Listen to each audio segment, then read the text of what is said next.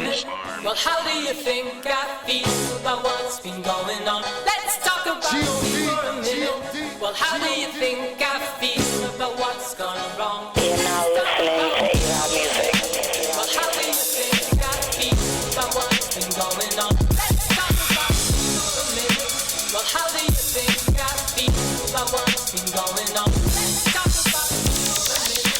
Well, how do you think I feel about what's been going on? Let's talk about me for a minute. Well, how do you think I feel about what's gone wrong?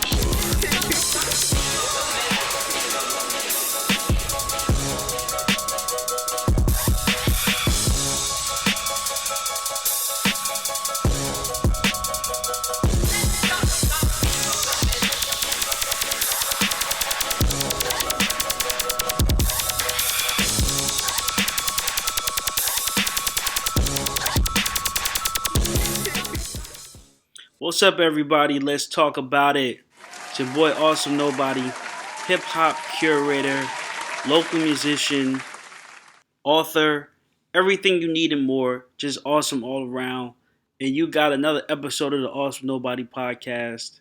So I want y'all to understand, like, this is something special. Every time it happens, it's something that not supposed to happen, something that was supposed to happen, but through persistence, through hard work, through dedication, we're making it happen. So here we go. It's another episode of the Awesome Nobody podcast. So just to let y'all know, for all the new listeners, for all the listeners from before, what the Awesome Nobody podcast is, it's a platform to highlight New Jersey, Central New Jersey's artists and present them to the world because there's such an eclectic group of musicians. That's right, I said eclectic group of musicians in this area that need to be highlighted.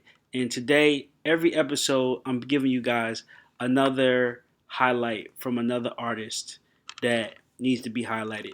So I told y'all before on the second episode, we had one of my close friends, Bulletproof Belv, on the show. And he was voted as Asbury Park Press top artist to watch. He's been, just really doing a lot of music. He's been on tour with Fetty Wap. And recently he dropped one of his new songs called Dark City Lights. And the great thing about this, it's a crossover collab with Middletown singer-songwriter Matty Carlock. And I've got him on the show today. And so what we're going to do is we're going to call him a little bit later. And we're going to talk to him about how the collaboration came about, what's some of his inspiration for writing, and how he actually got into the music field. So I want to highlight that right there because a lot of times you'll have shows, they'll talk about the artist, they'll talk about their song, but they don't talk about the dedication, the drive, the determination that gets them to the point to even be a featured artist. So we're going to talk about that a little bit later. But I just want to focus on, the part two. I said it was going to have a part two. I'm a man of my word, and this is the part two. So, right now, my friend Bulletproof Belv and Matty Carlock was featured in Asbury Park Press, the 8 Jersey musicians you need to know in 2018. And I know if you're not from New Jersey, this is a big deal. Like, hands down, this is a big deal. So it's basically a local newspaper, right? And basically highlights everything but rap. So when you have an artist or a rap musician or even a musical group that's featured in it, it's something special. And so Bulletproof Belv, my man, they don't call him Bulletproof for nothing.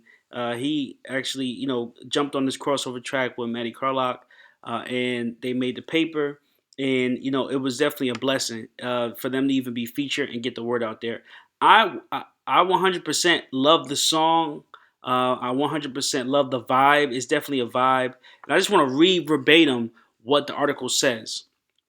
It says here, you can never tell where Matty Carlock will pop up next in 2017. 1 minute he was singing Clash classics on stage of the Stone Pony in the hit Summer Strummer show.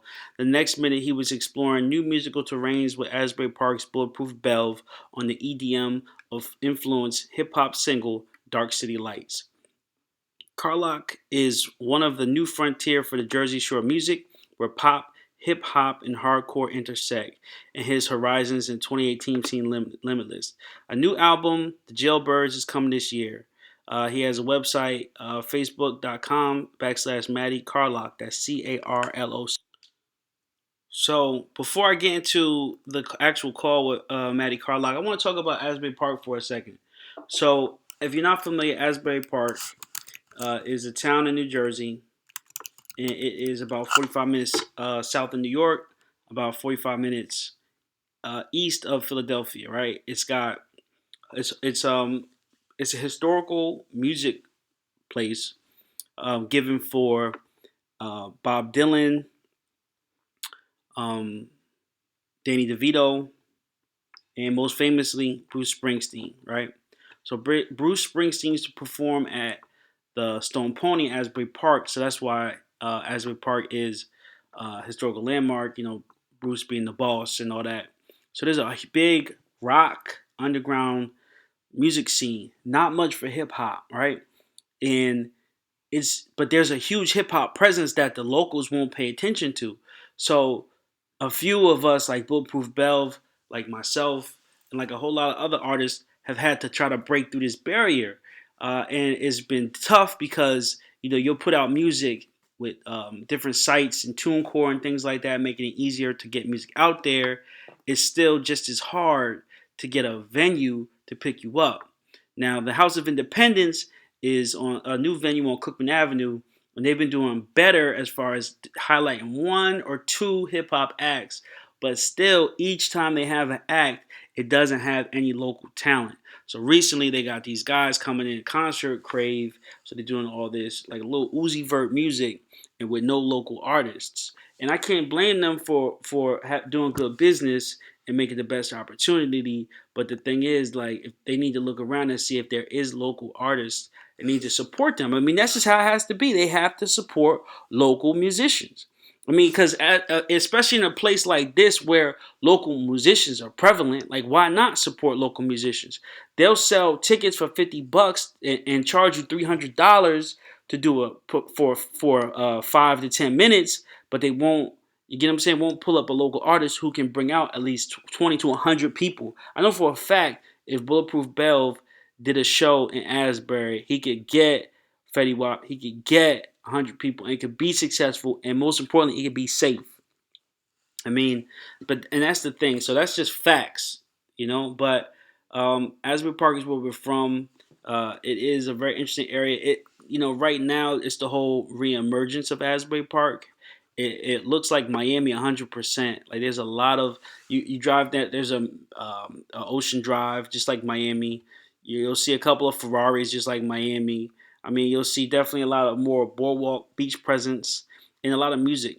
So a lot of people come from New York. It is the New York hangout because the train runs directly from New York to Asbury Park. So you will see a lot of people there from New York on the trains. They come down in the summertime. So it definitely has a population boom. There's a lot of people, a lot of businesses, a lot of people coming down. And, it is just the area that is emerging straight up, but it's not emerging in hip hop. And we want hip hop. I mean, at least share time. Give us a slow day. Give us a Wednesday. Give us a Thursday. We don't need a Friday. We don't need a Monday. We'll even take a Monday. Hip Hop Monday. That's all we ask for is you give us the same opportunity, and then I guarantee we'll surprise you. And that's what we're trying to prove. But there are people on our side. Asbury Park Press is on our side.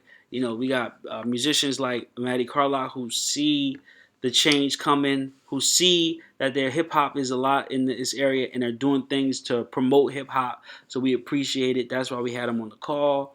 And also the people that appreciate the journey. Like this is not something that's overnight. This is not a gimmick. This is not a scam. Bulletproof Belv has been putting in work for a long time with music. Go back to listen to episode 2 of the Also Nobody podcast, and you'll hear how it started with one art form, then it moved to another art form, and then finally the final product is what you hear. So this is a combination of a long process. This is a combination of a journey, and we just want to give you the best part, which goes into me not even being self-centered, but just the awesome nobody. I'm trying to give you guys the best part of myself, which is awesome. And what makes me awesome is that you guys, the fans, are also awesome, and that's all I'm trying to do. So, So that was sort of painting the picture about Asbury Park. That was sort of getting you guys a little introduction behind where I'm from and why I started this podcast. And I got Matty Carlock on the line. We're going to call him up and we're going to talk to him. So stay tuned. This is the Awesome Nobody podcast. I'm your host, Awesome Nobody. Let's talk about it. Hello? Yo, Matty, what's up? What's going on, man? How you feeling? Feeling good. You got your coffee? Yeah, it's got some Starbucks. I was going to say, it's got to be Starbucks if it's anything. Yeah, man. I made them brew it fresh. Okay, you do So like, you ever had a pour over? Yeah, that's what I made them do. I'm like, nah, you're gonna make a new one. Yeah, give me the fresh one. I don't want the all day coffee. Yeah, it's just been sitting around all day. Fuck that. So, and I do like so many other podcasts. So I do 2 other podcasts. This one makes the 3rd one. And me and my girlfriend have one, and that's the Loomis Entertainment Podcast. All right, what's up, everybody? This is Awesome Nobody on the Awesome Nobody Podcast, Central New Jersey's #1 podcast and local musician platform. It's your boy, Awesome Nobody. Every time I do this episode of the Awesome Nobody Podcast, I know it's not often, but it's such a dear thing to me, right? I started this podcast because New Jersey needed to talk more. And not only talk more, we needed to tell our stories more. And speaking of stories, I got a great storyteller and musician on the show tonight. It's Matty Carlock. Matty, talk to the people real quick. Yo, what's going on? Matty, I'm chilling. I'm currently in my car right now drinking Starbucks because it's freezing. It is cold out here. It's cold. With the heat on. Yeah. It's a cold winter, man. But yeah, it's a glorious life. It's that Jersey life. Yeah. Definitely is. A lot of people always say, like, how can you not like the cold? You're from Jersey. And I'm like, fuck that. It's just because I'm from Jersey, doesn't mean I like the cold. Yeah, you know what? I'm one of those people who's never happy. So I I want something. So like during the summer, I'm like, damn, fuck this. Like, I want the winter. I want like the holidays. And as soon as I get that first snow, I'm like, yo, I kind of want the summer. Like, go to LA. And yeah. It's just like it never works out. You sound like me. I don't know what I want. Yep. But it's just the struggle. I can tell you what I do like, though. I definitely like Dark City Lights. I can tell you that much.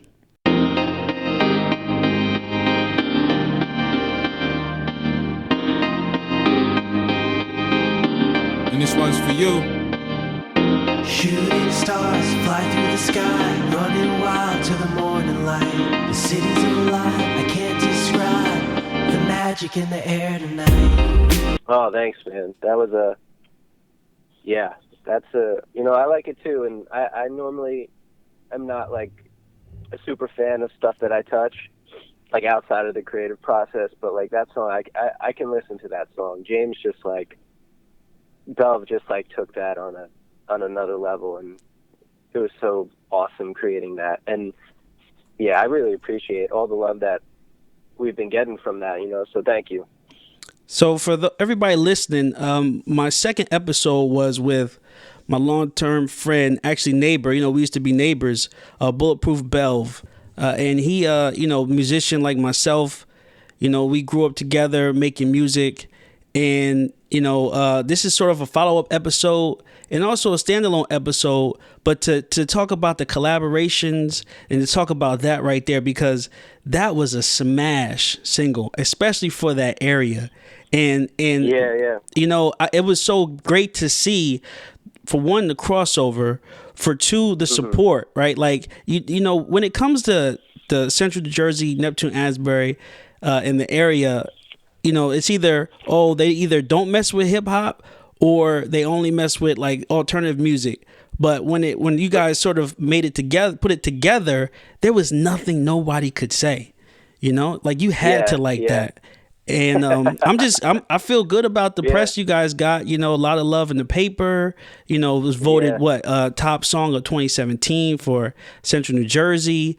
New Jersey. For all New Jersey, you guys were listed as top top guys to watch for 2018. It was great. And I saw something else on a Belv page. About they were rating a video and they rated it like 9 out of 10 or something like that. So that's the love has to feel great. You're doing something right. It does. You know what? Because it's these crazy girls yelling. It was. It's so hard to put into words because from where I come from, we don't make music for recognition. Yeah. And we don't. It's just not in our interest, and we're like. I'll quote Brian Fallon from the Gaslight Anthem. We're supposed to be the beautiful losers, We're supposed to sell out basements and living rooms and tour the toilet circuit of the country and and the bigger you get, the more unattractive it is. It's supposed to be an underground movement. And so with Belv, we weren't really thinking of shit like that. We were just I was going through a breakup of a long-term relationship, and he's always in some shit. Holla. He's always. He knows what I'm talking about. Yeah. I'll get a text during this, he was going through hard times too, and we just linked up, and it just took our minds off of it. So and we just put it all in the song, and I think that's why we were struggling with what was going on in our lives. So that's why the song came out beautiful and melodic like that, because that's what our vision was, in our reality. When we left the studio and went our separate ways, that vibe of that song and that fantasy was where we wanted to go and where we weren't going. Yeah. You know what I'm saying? So that's why it came out like that. So to get that type of recognition and to be literally winning stuff is just beyond me, and I'm very grateful for it. Yeah. I'm very grateful for it. One of the things I like so much about it is because, like I said, you guys made music, and the reason why I say that is because if you listen to a lot of other songs right now, it doesn't sound like music, right? They'll try to be vibey, but you guys were made music. It was a full chorus, right? It was a full verse. It was a full song. You guys made a song, and you just don't hear a lot of artists do that nowadays. Well, that ties back into why we even linked up in the first place. So I saw that I'm very dialed in, to what's going on, and it's funny because nobody knew me before this song, but I'm really dialed into it, and it's probably because of the genre difference, and of what I do on my own time. And I noticed that he was blown up, but he didn't have anything like that, and I thought that was so odd, and I'm and one of his boys is my best friend, is kind of my mentor in a way, and so I kind of was yo, what's up with this dude? This dude can be this dude could be on top, Yeah. And he was, and he is. Mm-hmm. And I was, so we linked up, and I was hitting him with,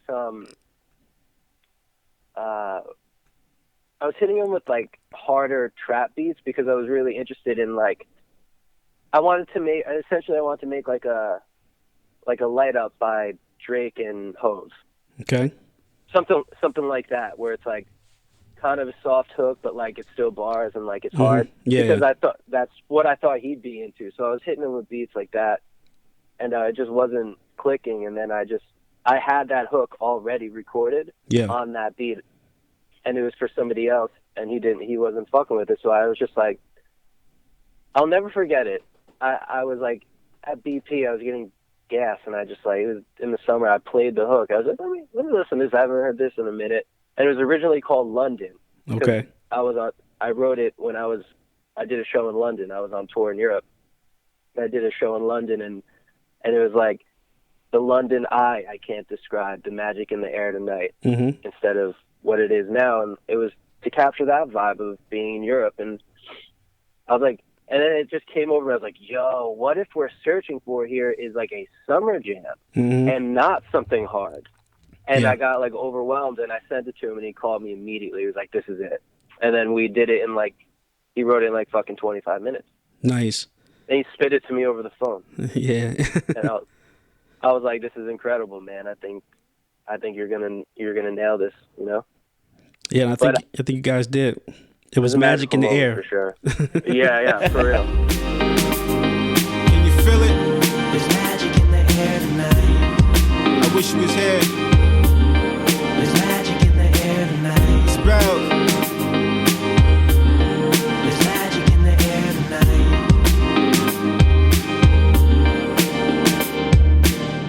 You can feel it in the air, feel it in the breeze. Sun beaming through the shade of the summer trees. Corruption in my city, I can never sleep. I'm from the city of them dark lights, dark city. Real. Yeah, but see, and you know, I definitely, for everybody listening, I'm gonna put up the link where you guys can hear it if you haven't heard it by now. I also put it in this episode so you can hear it as well.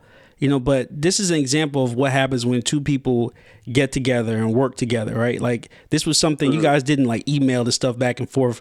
I mean, you guys were there. Yeah. So like, I mean, that's the basis of working together or just creating something good. Any other, let's say, industry, people work together, right? You know, to a certain extent. Yeah. And I think music is one of those that needs to be, at least at some point, get together, sit down together and work together to make something, especially when a collabo. And music is definitely about collaborations.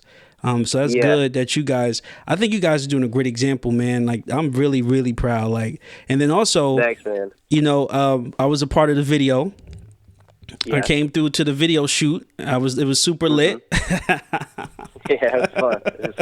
Yeah, it was definitely cool. Fun. You know, and you know, and Belv, keeping it in the family, his brother directed it, right? Fly Reg. Yeah, he's, you know what, that I fucking like that kid. He's a little rough around the edges, like, but yo, he's fucking funny, man. He is something else. Shout out to Fly Reg. Like, yeah, I like that kid, for real. I have a bunch of videos that I need done like now. Like, it should have been done yesterday. Yeah. And I'm just about to call him and empty my bank account. Here you go, just take it. Yeah, he is super talented, man. I mean, like, there was a couple other people from time to time shooting videos in New Jersey. And for those who don't know, we're both from Jersey, so we're talking about Central Jersey music. And, you know, there was a couple of, like, North Jersey, even some cats from New York doing videos, but they just don't look as good as Fly Reg's videos. No. I mean, he definitely has talent. Skills he's got an eye for, you know, there's, like, stuff in that video that I didn't even know he was even filming. It was just like, so, and this is coming from, like, all of my videos I directed and edited. Yeah. And my cousin shot. Like I legitimately do, like, literally everything from my career. So, like, I was interested how he was going to do it because I'm so hands-on. Yeah. Because I'm a sociopath. Like, I'm a psycho. And I don't let anybody touch anything. And I was just like, damn, like, I didn't even see him pick up his camera once. And then that video came out. I was like, fuck. Yeah. Yeah. God damn. No, you're right. I was actually going to say that. Like, I went to the video shoot. I walked in and it was kind of like chill. You know, everybody was talking to everybody. And while we was doing that, he was filming. And I'm like, yo, when is he going to start? And I'm like, yo, he already started. And I'm like, oh, it kind of changed everything. And he's like, just do this. And he's like, the directions were simple. And then when it came to the final product, it was amazing. Like, you know why? Because that song is like, it's a vibe. It's not. It's just a vibe. You know, that's all it really is. And it goes back to what you're saying, that it's music. It's not your typical, like, rap song. It's not like bars. It's just like, it's just a vibe. You know, in the room, and you could just, it matches with people just hanging out like that. Like, he nailed it with the vision. And I think that's what Belv needed. I agree. If he needed anything, I think, because I remember being like, talking to my boy Joe, like, where's his, you know, like, where's single, his, where's his, I'm like, dude, everybody, we call him, like, artists across the tracks, because in Asbury Park, that line, the train tracks, it's two different fucking worlds. Yeah, tell him. Two different fucking worlds, and I grew up in Asbury Park hardcore. Okay. I grew up with Joe and going to those shows at Club Deep, and like I grew up in Asbury Park, New Jersey hardcore, and I understand, and that's why me and James get along. And it's funny, I get looks like when I go to like these like events with him, people are like, who's this fucking little ass kid in Forever 21 jeans? You know, like it's skinny. Like I get looks, and I understand it, and it's warranted. But like I like understand, and I came up in that shit. Yeah. But only on the hardcore side of it. So that's why me and James like knew exactly what to tackle in that song. Mm-hmm. You know, because we both came from two different aspects of that in like the early 2000s. Yeah. Of Asbury Park music, you know? Yeah. And there's so much talent on the other side of the tracks that don't even get to the Saint, that don't even get to the Stone Pony, that don't even get to the Wonder Bar, that don't even get to Convention Hall, that don't even, people don't even fucking know it. It's like mind-boggling to me, because I play all these venues and I'm like, yo, these artists like should be here. Like should what be here is too, going yeah. on? Yeah. Yeah. So like it was my like, I felt it in my heart. I'm like, nah, I'm bringing these motherfuckers like to the boardwalk. Yeah.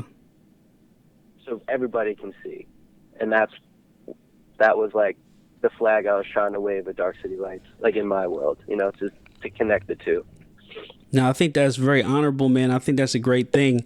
And actually, that's a good segue, because, you know, I'm from the same area. I'm very familiar with the old Asbury. And, you know, people don't understand when I say that. Like, I remember when half the city was abandoned. Asbury Park has a very long, rich history in many areas: business, entertainment, music. Founded by James A. Bradley. It's named after Francis Asbury, who was the first American Methodist bishop. He eventually sold the boardwalk to the city, and things morphed into more of an entertainment destination. And certainly the boardwalk was always a very active place since the city was founded. It's always been a fascinating place. I grew up here. I loved growing up here. It's always had a very interesting and varied group of people here. And I think that's one of the reasons that has always made it such an iconic destination.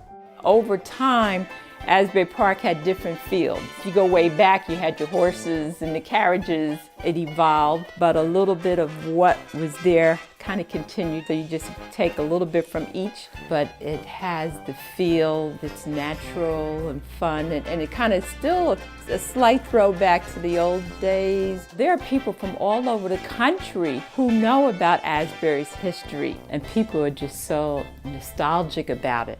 So when I grew up here, we had the Swan boat rides. I remember that. We had the ice skating ring, and I remember going to the ice skating. And of course, the palace. We know we can't hold on to every single thing, but if you can preserve parts of it, we can hold on to the past. Asbury Park has had important and vital impact on American music, and major stars would play there. And if you look at some of the rock singers and rock performers of the 70s and 80s and beyond, a lot of them will tell you they were all influenced by what was going on the West Side. I think what is unique about Asbury Park is that it's such a small area and produced so much talent. I'm passionate about Asbury Park as an entertainment center throughout its history. And you can go from 1900 all the way up to the present. I think it was the greatest place in the world for a kid to grow up. The boardwalk, the beach, the ocean. The rides that were on the boardwalk, all the games that were on the boardwalk. It was filled to capacity all the time, every summer. We were really great, and matter of fact, right now it's starting to do the same thing. Chamber of Commerce does a wonderful job. They're really great. The condos are great, and iStar did a beautiful job. The people who live here now are great people. This town's a great town, and a lot of people are going to grow up in it and remember wonderful things like I did, I hope. From day one, a resort from the early stages of the city. We had 100 hotels here at one time. Everyone had its own venue, so there was a lot of opportunity. History is just amazing. All the major players played here in Asbury Park. Great heyday here on the Jersey Shore. And if you stay here long enough, the city is very seductive. It just sucks you right in. and I love living here. It's just it's an amazing place full of amazing people. I remember when half the boardwalk was abandoned, but there were still clubs on the boardwalk, and the only way you would know they were open is because this little door was open to this abandoned building. You know, I remember all that. It looked like the boardwalk looked like fucking Canal Street. Yeah. Yeah. And you know, it's funny because, like, if you went on the boardwalk in, like, around, like, 2004, 2005, 2006, and I'm only 26, so I remember you look at any of those buildings and, like, in the windows, like on the higher level, they were like kingdoms for cats. It was crazy. They were all abandoned. So all like the animals, all like the boardwalk cats and everything lived in those buildings, and you could like see it. You could see like hundreds of them in the windows and running. It was like a fucking circus. And I was like, this place is abandoned. And the only things that were allowed to be like happening there were, I guess, hip hop shows, but definitely like hardcore shows. Yeah, because there was a lot of violence, and so that's why I was always there. Yeah, it was like obscure, random shows. Like I remember the Greek Fest they used to have, which had no affiliation with any type of Greeks. It was also, what was that? They would have like. There was like another crazy festival that was just pure chaos where they had the whole boardwalk separated and you had to pay to get on. I think that might have been the next year, but there was like tons of people that used to come down there, and it was just like crazy chaos, fights, violence, arrests, all type of stuff. I remember walking through it, over there by the convention center now, that is like a grassy patch that would take you to the beach. I remember walking through there, stepping on glass, looking down, and it was like crack. It was legitimately needles and crack pipes. Like, it was bad out there. It was bad out there. That's like the best picture that I could. There's a couple movies that captured Asbury Park. I remember just like full of porno theaters. Like, this is real like New York 42nd Street vibes that we had down here. Like City by the Sea and a couple other movies really captured the grittiness of Asbury Park. So, I mean, you talked a lot about the new Asbury, and that was actually what I was going to say. I definitely feel like they need more diversity in Asbury because they got this huge music push, where music saved Asbury, but the majority, like you said, of hip hop performers, we have no place to perform or no outlet. So a lot of times, I used to perform heavy. Like, I started doing a lot of shows and I had to go to New York. I didn't know that. Yeah. So I did a lot of performing maybe like 2 years ago. And every time I performed, I did either New York, did the Pyramid Club, or I did some stuff in Long Island at the Earwax. And, I had to go 2 hours up to perform. I did a festival in Atlanta. I did the A3C festival. So here you go. Once again, I had to go down to Atlanta to perform. And there was nothing. And I'm from this quote unquote musical mecca where music saved Asbury Park, but there's no place for me to perform. And, I do feel. Put it this way. It's like, I hear about this a lot because I'm in both worlds, and I've been hearing about it a lot now, like recently, in the past month. And a lot of people, and I agree, but it's so interesting that like all these shows are going on, all these massive shows in Asbury Park, but none of those bands are recognized like Belv is. Yeah, exactly. None of those. So I'm like, just keep doing what you're doing because that shows that this just simply doesn't matter. Yeah. You know what I mean? Like, you just won top 8 biggest songs in New Jersey. You've never played a show in Asbury Park. I know, it says a lot.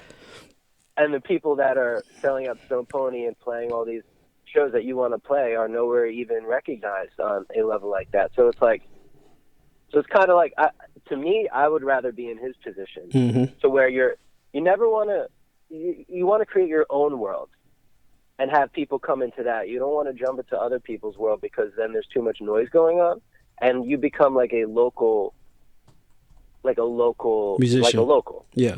Yeah. You want to, like, I'm the same way because I tour. I never play Asbury. I tour. Yeah. And I would rather do that because I'm getting out there and I'm playing to new people, like, versus playing to the same people, which I'm not knocking bands who do that. who are in that world and who are in that scene, but they're not. It's just if you want to be a national act and you want to. Yeah, it's bigger than just Asbury. Yeah. There's a whole world out there, and I think that it's I don't know, it's very interesting. Yeah, it is. Very, very. I hear people talk about that a lot. I'm like, well, maybe it's not meant to be like that because, look at Belv's cousin, the other Fetty, Fly Fetty. Yeah. Free that boy, take care. Yeah, gang with me, we ain't talking cash, it's irrelevant. Your bitch with me, let her with my chain for the hell of it. Sticks with me, he can fuck your hoe if she celibate. Fetty, we get Fetty, it don't matter how you spellin' it. Hey, I know these niggas feel some type of way, but all they do is hop up on the internet and type of way. I ain't the type to play my hitters, bring it right away. You hear them tires skirting, fireworks gon' light away. If Suvi send a hit, then the Goonies been the shit. If we in a building, it's gon' be a movie in this bitch. Don't pay attention to these niggas cause they all lame. How I'm living next to Fabulous, I call it Paul Kane. World Star, like 100,000 views with that song with Fetty Wap, and Yeah, he never stopped rapping. he never fucking picked up a mic in Asbury Park and played a show. Yeah. He's Yeah. like one of the biggest celebrities in the world. Like, it's like, to me, I'm just like, I don't know, man. Like, I would keep going with what you're doing because it's clearly something's working over across the tracks, and you don't rely on this, man, because you could get stuck in the mud. Yeah, I look at it. I look at it as a lot of them need a place they can go and at least locally do the show sometimes. And I think that House of Independence for some reason is coming around.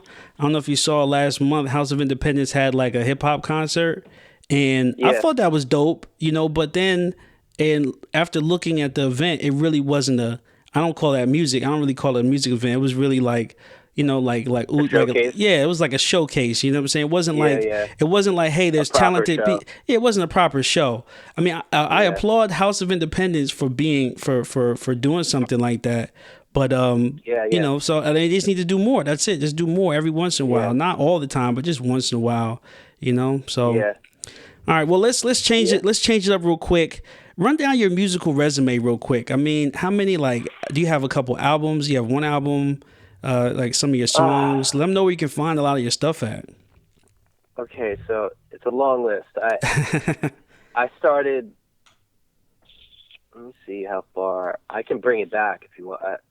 Start from the beginning.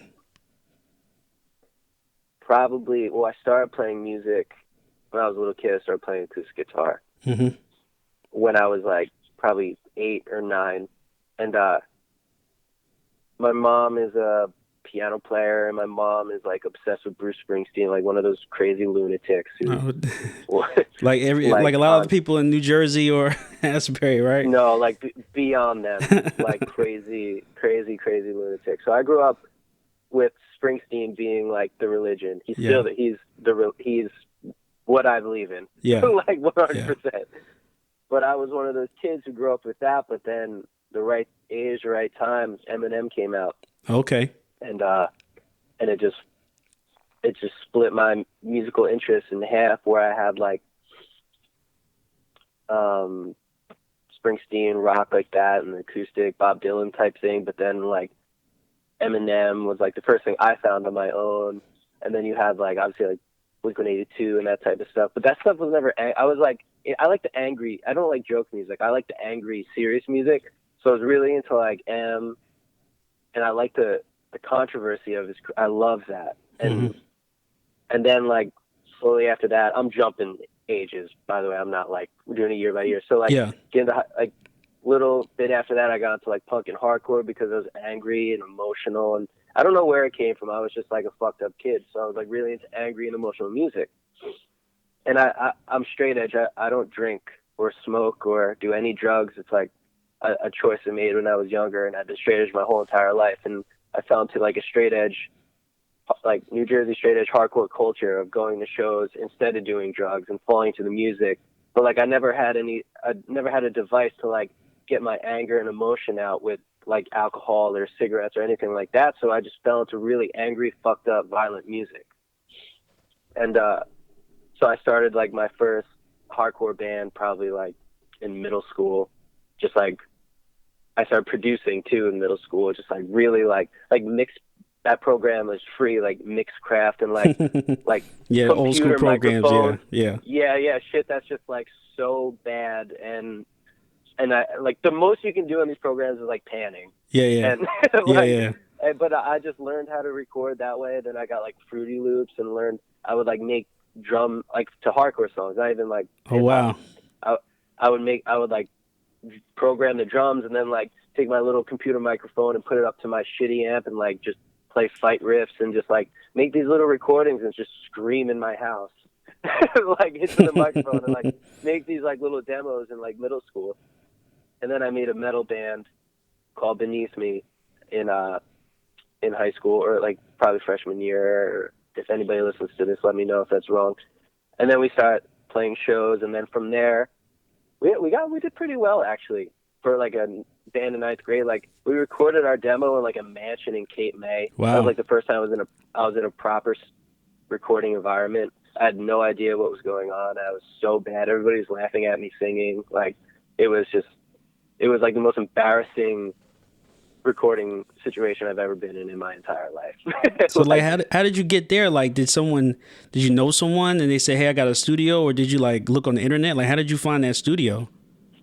Here's the thing. We were from a very young age, like getting into like punk and hardcore. You start going to basement shows, you start going to shows, and you just meet people and like start networking. We didn't, you know, it's funny. You don't even realize you were networking or politicking. Yeah. You were just hanging out. Yeah. And so we just met some random scumbag who just saw that we were younger and stole our money, and we got this like horrible recording and put it on MySpace. And oh, good old MySpace. Good old MySpace. Yeah. For real. Yeah. MySpace started a lot of, if you talk to a lot of musicians, MySpace was the catalyst that we don't have now. I mean, there's SoundCloud, but SoundCloud isn't MySpace because SoundCloud now is like oversaturated. So if you put up a SoundCloud link, 10 out of 10 times, nobody's clicking on it. But like people would be on like MySpace. It's like a bad thing to say you're a SoundCloud horrible rapper. It's horrible. Yeah. I don't even have music on SoundCloud. Yeah. I have no idea what that is. I'm just like, I don't know what that world is at. Yeah. You know, like we started, okay, so I'll go back to this. So after that band Beneath Me, we did like a bunch of shows, whatever. We got into more, that was metal, we got into more like hardcore, like just power chords, like Minor Threat, Black Flag, just hardcore. And every day it was like, it kind of saved my life because there's a lot of violence around me. There was like from these shows, and there's a lot of negative things going on. I come from a good house. Yeah. In a good area. Like I'm from Middletown. But there was something wrong with my mind that I fell in with the wrong crowd. And this band kind of like kept me sober. It kept me out of jail. It kept me alive when I was doing really fucked up shit. I was doing really bad shit. I was a completely different person than I am today. During this time. Well, and, a lot of people, Lupe Fiasco even has a song, Music Saved My Life. And I think it does have I call music the most addictive substance in the world, honestly. It is, I mean, it's something that will drive you through sleep, through weekends, through months, years, and in people's whole lives. It's just a passion that people feel, and trying to recreate that first moment when they wrote their first song or they felt like they had their first hit. Like, it is amazing that music, whole music has on people. Yeah, and during that time, like I had in my headphones were two artists. I had a bunch of hardcore people. I had Springsteen and all that, but like that's just not angry. Yeah. And I had this rapper named we're talking probably like senior year of high school. All I would listen to is this rapper named Cage, Cage.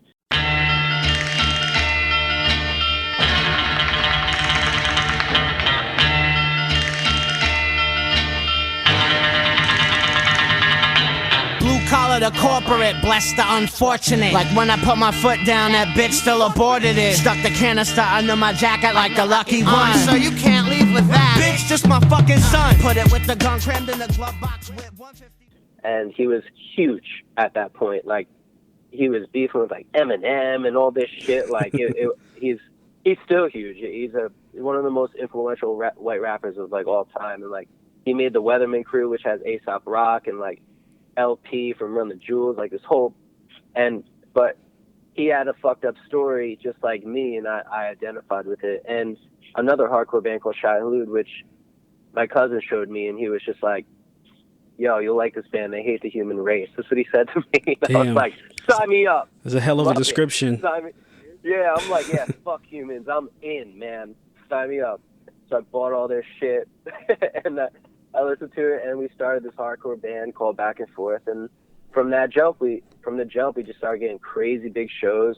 We were playing like Webster Hall at like fucking 20 years old. We were like, dope.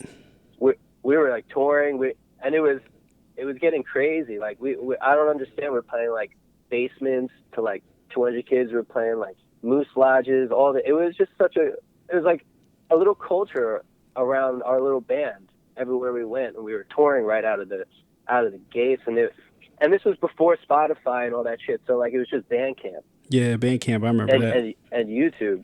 Mm-hmm. And we just rode that for so long until it got like, the bigger we got, the more violent it got. Like I'm talking like we would play and like I would pick up the microphone and a kid would get hit with a fucking metal chair and go to the hospital. Jesus. And yeah, and we sit because the bigger we got, the smaller the rooms got, mm-hmm. because Mosh the bigger pit. we got, the more the industry said no, mm-hmm. because we were so violent. Yeah. Our fans were so violent, so we weren't allowed to get into the bigger rooms. So we were only allowed to play like house shows and like this, that, and the third. So like kids were getting hurt, and it just kind of like died out. We just like, can't keep doing this. Like, yeah, and that's crazy because a lot of venues will say that hip hop is too dangerous, and they'll be like, "Oh, I'm not having like this." Yeah, and then it's like, to the argument's sake, like, there is violence that breaks out of hip hop concerts a lot, but there's a lot too at some of these hardcore shows too. Well, the point of hardcore shows is the violence. Oh, that's what. So y'all coming with the intensity? It just happens by accident at the hip hop concert to an extent. Yeah, no, but they come to fuck shit up. Yeah, the bands are like, yo, we were making music.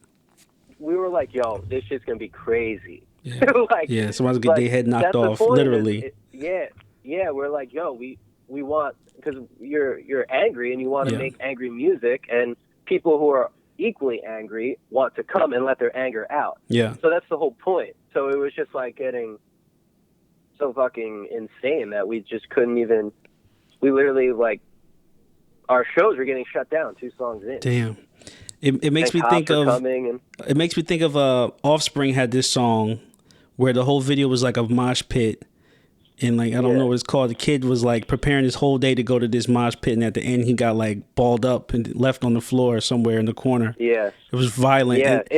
It just like that. Yeah. Yeah, it started like that, but then like it kind of started going into like kids weren't even moshing. They were just, as soon as we'd play, kids were just fighting. Damn. It was like we would play and like a riot would happen, and I was just like holding this mic, just like maybe can't even imagine. This is not the right way forward, because this somebody's gonna get hurt and I'm gonna get hurt, and I actually care about music. So that band died out like 4 years ago. Did you ever see this movie called Green Room? No, I didn't. Well, that's it's basically like a legitimately punk rock band, and they're playing at this venue in the woods, and this indoor venue, and somebody gets killed, but the guy did it to a person that during the musical note, and he it was that violent, like that's what he planned to do the whole day, and so the whole movie's around that, so that's what it reminds me of. That's crazy. Yeah. So so that first band Beneath Me did like an EP, a few singles, probably like 6 songs total. Then Back and Forth did for a 9-song album, then a 6-song album, and then our big album was this album called Mercer Ave, which was like 9 songs, and we pressed that to vinyl. The vinyl sold out. Like we did proper on that, like. Yeah, and then after that, we did a record called Setting Sail, which is 7 songs. And that died out like 4 years ago. And I took all the contacts I made, and but during this whole time, I was making folk music with my acoustic, like on tour, like in the back of the van, just with my acoustic guitar. So like 3 years ago, I just started making folk music and singing and taking it more serious, and I started becoming an actual singer. And I did one release called Loveless, and put that out 2 years ago. And at the same time I did that, I actually ended up singing for that band that changed my life called Shai Hulud. Okay. Which was like crazy they just hit me up out of the blue, like, hey, do you want to sing for us? And I was like, yes, I do. You guys changed my life when I was a kid, and I would love to. So that's what's up. I toured all of Europe with them. We toured like all of Germany, all of England, and like out to like Romania and Serbia and Croatia, Bulgaria, like crazy places, just playing shows for like 3 months. And yeah, and then during that time I was like, you know what, I want to start dabbling in hip hop because I miss it. And that's when I stated those two artists that changed my life. Shai Hulud, when I was a kid, changed my life because they were angry in a hardcore band. They hate the human race. I went on to sing for them, and then I ended up working with that rapper Cage. We did a song together. Oh, really? Yeah, and that was for the first hip hop song I ever did, was with my hero.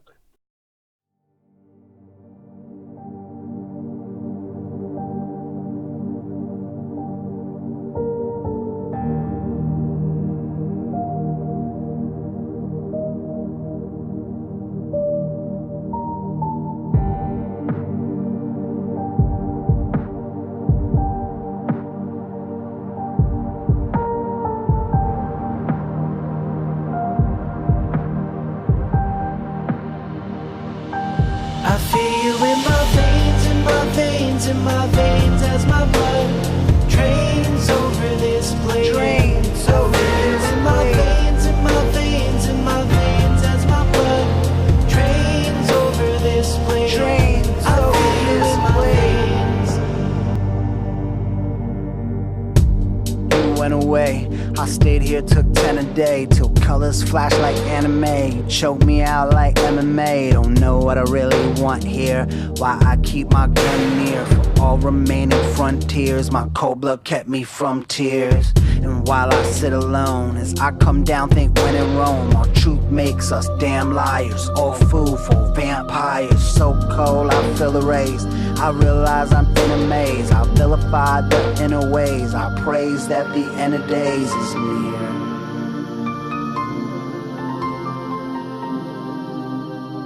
Praise that the end of days is near.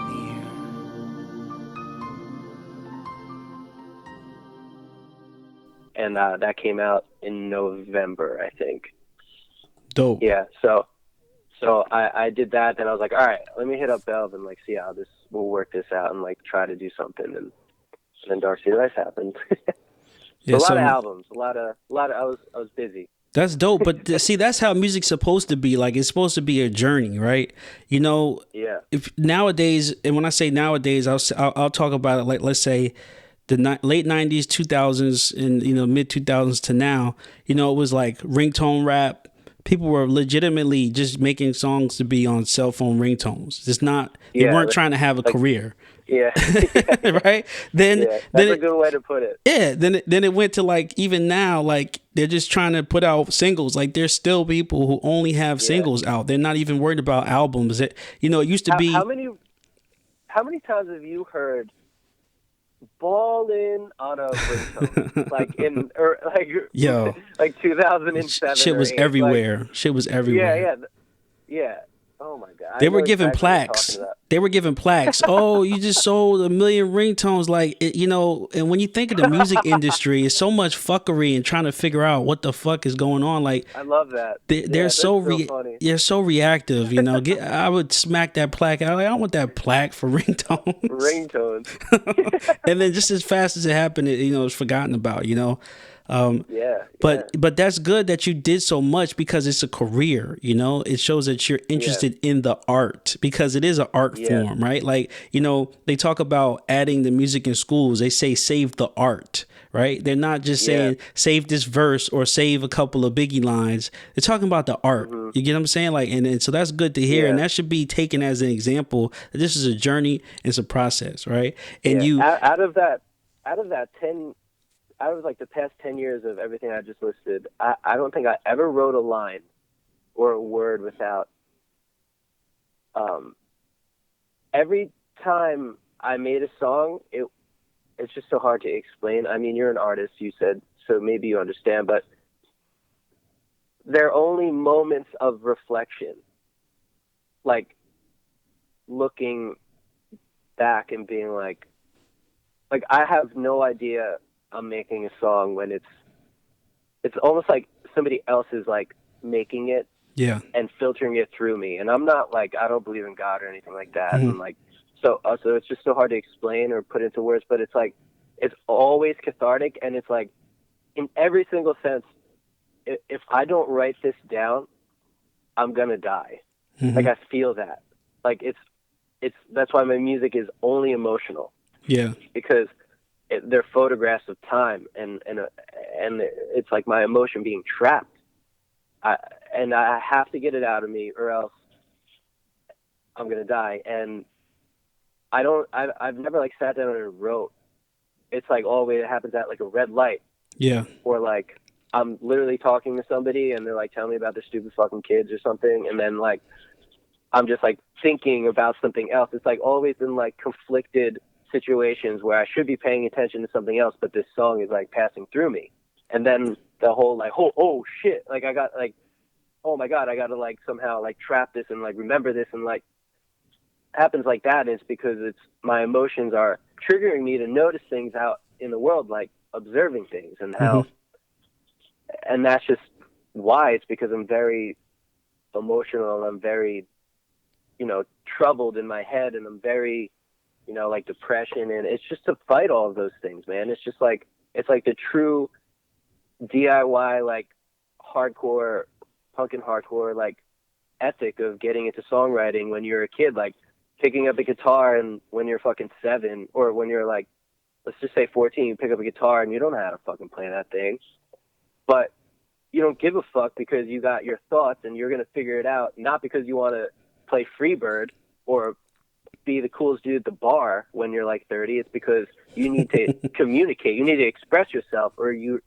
because you feel like you're sinking. It's like your lifeboat, Yeah. Like you said, I think that was a good description where you said it's something you have to get out. Music is a gift. It's a gift, right? It's something that you give, and it's an energy that you give, and you have to get it out. And they say music is very inspirational, and when the songs are created, they go through the muse, right? They're inspired. So even the way you put it is inspiration that's channeled through you, put in the rhyme form, and that's what hip hop is. That's apparently now we know what the type of music you make is from, and that is the true art form. That is why it is an art, Yeah, and that's why Dark City Lights came out like that, because me and him were both in our own worlds in that moment, and it just like was like I was the wick and he was just the lighter, Yeah. So that's but dope. Here's the thing: you can't plan stuff like that. No, you can't. You know how many times I've tried to thousands of times. And it's just never worked. If you were like, "Can you write me a song?" I would write it and it'd come out terrible. Yeah. I just don't work like that. It just has to happen. Yeah. And luckily, that happened because I already had that moment. I already had the hook with the beat. I had it for a year before I even met James. Yeah, that's dope. I mean, and that's another good point too, because songs, sometimes people are they call us the Dixie Cup generation, because people will quickly throw stuff out and they feel like they only have a day to make something, where you actually have more than that, and it takes time. This is not a race. That is the greatest advice I heard from Lupe, and I keep mentioning Lupe's because he exposed a lot of his creative process, and he said everybody was like, "Where's the music? Where's the music?" He said, "This is not a race." Right, so we're not side by side running on a track. it's recorded on the track. Art. Yeah, this is an art. It can't be rushed. And so you have to take your time with it, and you have to wait for moments that inspire your creativity.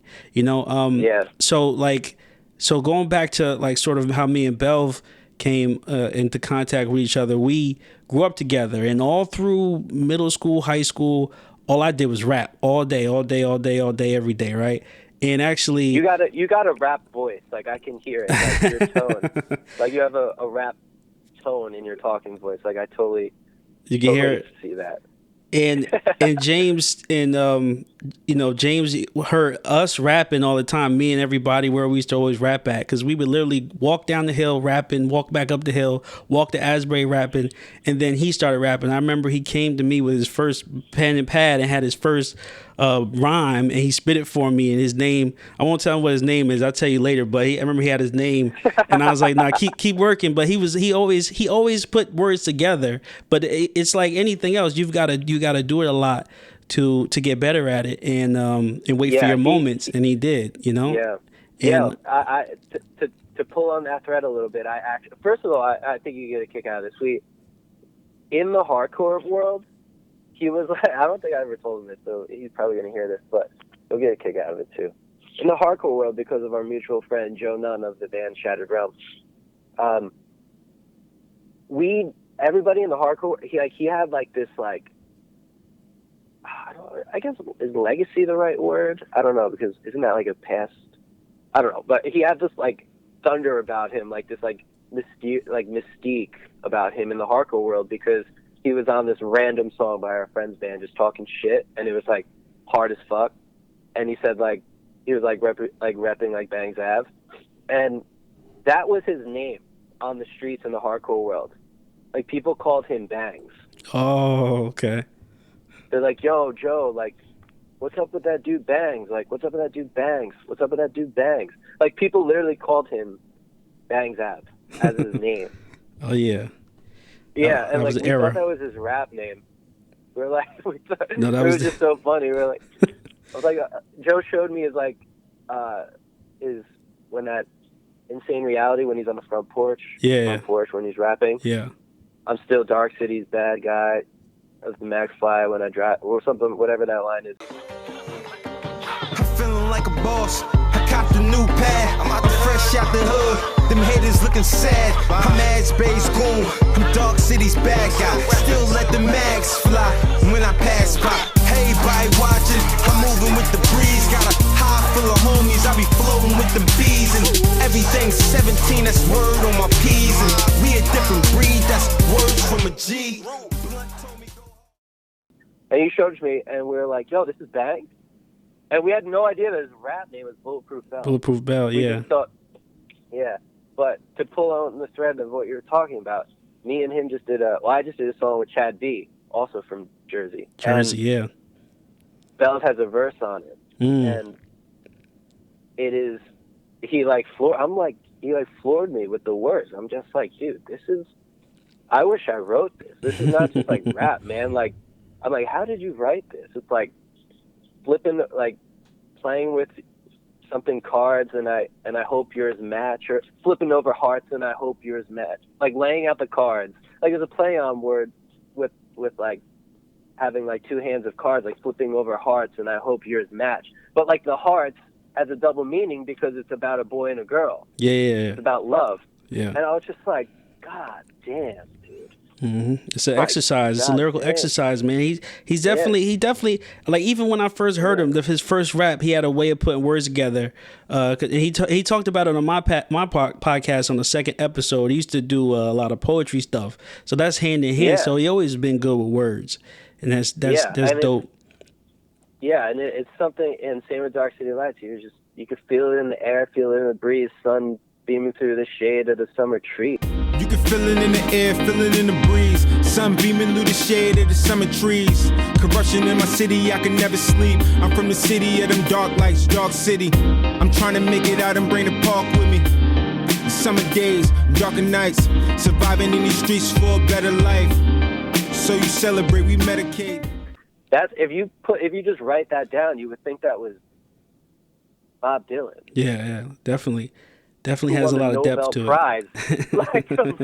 like you would think that's like Springsteen. That's beautiful poetry, man. And it's just, I'm so happy that he's like getting the recognition that he deserves. Not that he cares that like he's looking for that, but it's just like I'm just so happy that I could contribute. In any way, shape, or form, you know.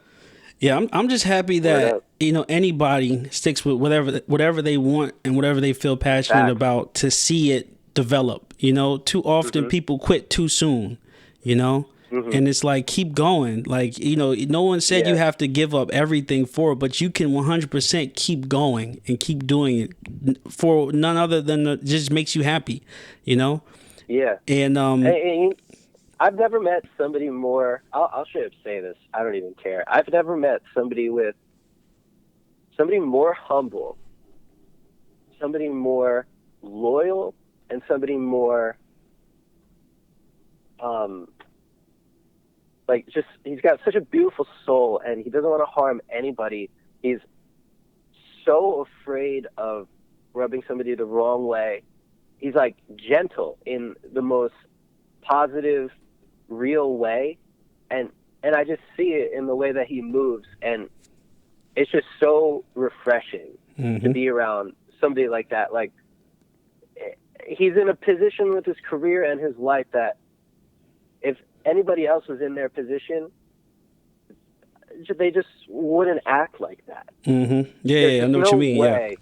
You know, his connections, his relationships, he's not like love-wise, but like his relationships with certain artists and just like his connections in the industry is, people would be pulling those, asking for favors day in and day out, bro. And I think it's literally fucking iconic the way that he handles his career, and it's something that I think younger artists across the tracks or on the same side of the tracks, don't matter because we're all one, should fucking take out a pen and pad and literally take notes. Yeah, because I think it's iconic the way that he moves, to be honest. Yeah, definitely. You know? Definitely. You know, he's always been a genuine person. And I think a lot of it is that being genuine and having patience too. I mean, you're right. I've heard other stories where somebody meets somebody and they're constantly texting, email, calling, asking for stuff, you know, and it's, you know, they're busy too, but at the same time, it's not time yet. Like I said, you can't rush things. You have to wait until your time. And I think some of the time is just being patient. Like a lot of times, like they'll say, go to this music conference, right? And if you go to these conferences, all they talk about is how to make a professional relationship. And they always talk about just waiting and, you know, go doing your own thing and then letting them notice you, not always buzzing in somebody's ear, buzzing. Like, what have you done for me lately? Just showing people that you're working and that you're being consistent on what you're doing, and then they'll come back. And that's a prime example of what he's doing. And that's what anybody should do. So if somebody goes out and they meet Jay-Z, don't try to call Jay-Z every week. Continue to do your music, continue to do your events, and then when you cross paths again, you know, then it might be the right time. But if and you say, well, what's the chance of me meeting somebody like that again? If you're true to your craft and you're 100% interested in going forward, you'll get a second chance at that. 100%, 100%. That's for any genre, podcast, music, whatever. And Belv is a true example of that. You know, his connections with Fetty Wap. Yeah, where I come from is like, there's no, where I come from, man, in music, it's, like I said, you're supposed to be the beautiful losers. And you grow up and you see all these celebrities on TV, you see, you know, and the music industry crashed. So it crashed and burned. Oh my God, your dreams went out the window. And you know what we did, man? We convinced our parents to get us a van. Like my buddy Chaz, he's in this band called Can't Swim, he's in my band, and it was like, you know, sometimes you kind of, if you're lucky, you hit that age where like you're like 16, 17, where your parents have to get you a car. They just get you like a little hoopty, you know what I mean? To get to class and the school and shit. Yo, we convinced his mom to get him a fucking 15-passenger van for like $2,000. Oh, you guys are true to the craft. we packed all of our gear in it, and we basically just like ran away from home, and we slept in every single Walmart parking lot in the entire fucking country for 6 years. Damn. Risking our financial stability, our education, our relationships with our girlfriends, our family life. We missed holidays. Just to play, we didn't shower for weeks. We broke down on every single interstate in the country. We stole from gas stations. We got beat up left and right, like guns pointed at us. Like, it was horrible. It was like literal we were vagabonds, bro. And That's crazy. Didn't stop. We did it for 6 years just to play to 10 people in each city, and we did it for 6 years. And now that shit adds up, and it's all because of where we come from. It's you don't wait for a handout. Yeah. You go get it yourself. Mm-hmm. And that's what I take pride in. You go get it yourself. Why the fuck can't I make a song with Bulletproof Belv? Why the fuck can't I make a song with Cage? Why can't I? No, fuck that. I'm going to go do it.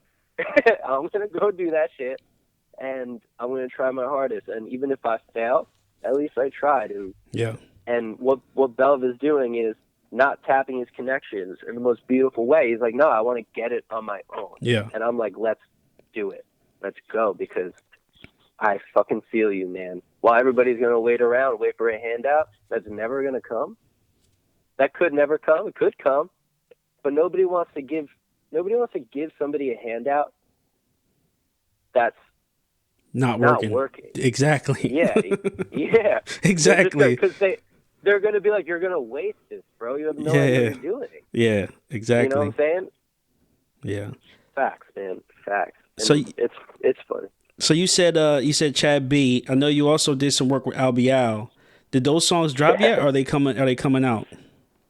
Well, I'm working on my right now. Like the way that I work is super ahead of time. So, like right now, I dropped that Cage song.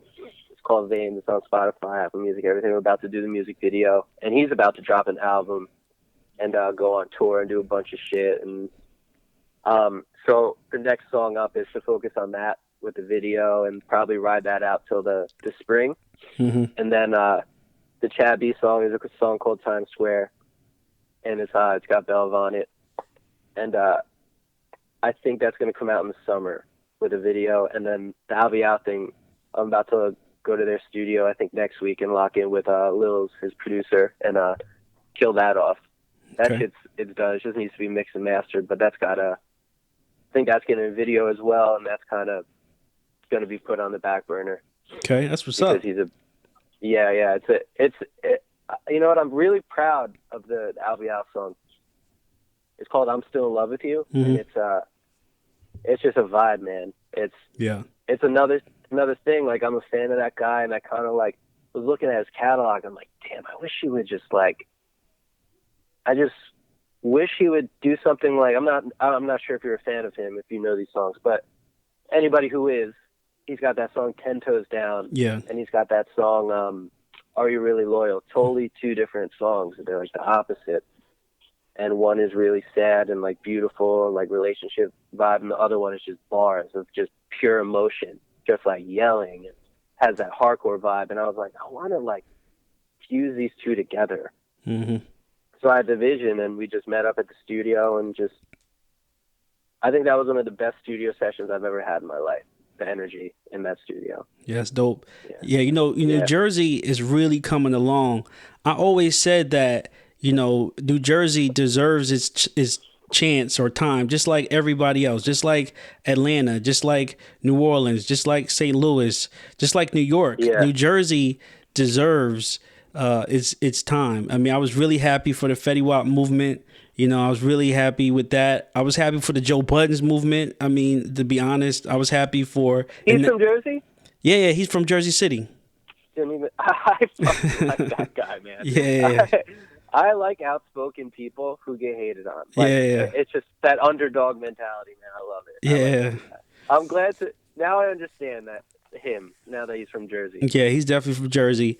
Yeah, I get it now. You know, and you know, and now even Chad B and you know, Albee, Yep. and even Arsenal, battle rapper Arsenal, and those guys. Oh yeah. I mean, oh my God. You know, definitely keeping us. Jersey's gonna be, you know, and Fetty Wap is about to do an album. I'm pretty sure he's about to. Oh yeah, have he's on tour. He's definitely bringing awareness. Yeah, that's what's up. Yeah, he's gonna go right up to, bro. Once Fetty Wap drops another proper album, he's gonna go right back to. I mean, I don't think he dropped in size or fame or anything like that because he's still killing the charts. But like, he's gonna be in the center, in the spotlight again. And then you got Albee, Albee Al is, I think, the best, man. Like that dude just spits so. Again, like we were in the studio. We were in the studio and I called him Bob Dylan, and we were all just like laughing.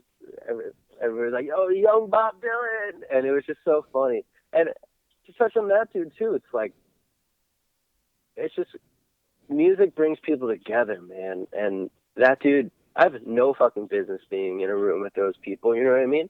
And they just welcomed us in the studio. Me and my cousin Rob, who runs a company called Epic Life, and they just were just so warm and loving and just so passionate about what was going on in that room. And I just like respect that so fucking much because it's lost, man. It's lost. People just want to be famous and people don't care. And like, people are jaded, bitter, and like, oh my God, and just cynical and egotistical. And like, that dude has every reason to be like that. And he wasn't. And I thought that was beautiful, man. Well, that's dope, man. I think, we had a great conversation. I think after this interview, people will definitely know who Matty Carlock is, and definitely tell them where they can find a lot of your music and stuff like that. You can find my album. It's called Loveless. It's under Matty Carlock. It's on Spotify, Apple Music, Tidal, Amazon. It's in a few stores around Jersey. Jack's Music.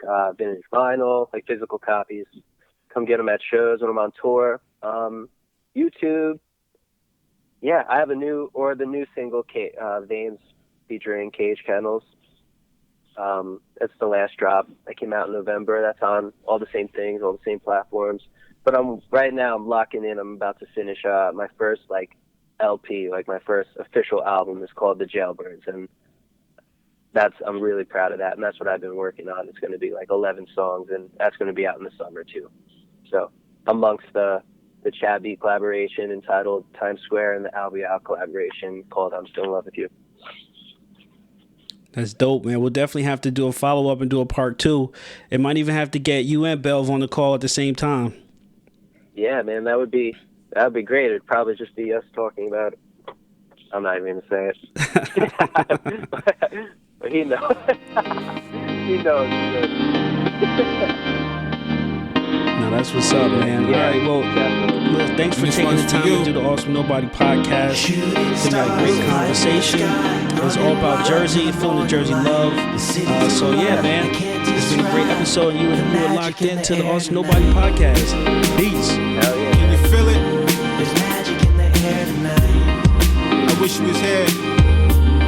There's magic in the air tonight. It's about. There's magic in the air tonight.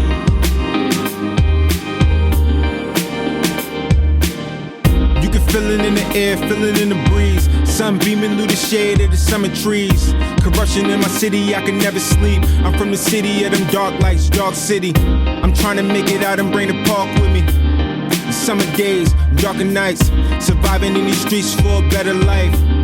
So you celebrate, we medicate. The hood ain't really built for a featherweight. And you can hit them shots through them fireworks. We was shooting shots and hope we fire first. We was taking shots and hope the liquor work. For what it's worth, man, that pain hurts. The struggle real when you in the field. Don't waste time and play games. Tell your girl you love her, hope she feel the same. Bless. Shooting stars fly through the sky, running wild till the morning light. The city's alive, I can't describe the magic in the air tonight. There's magic in the air tonight. There's magic in the air tonight. There's magic in the air tonight.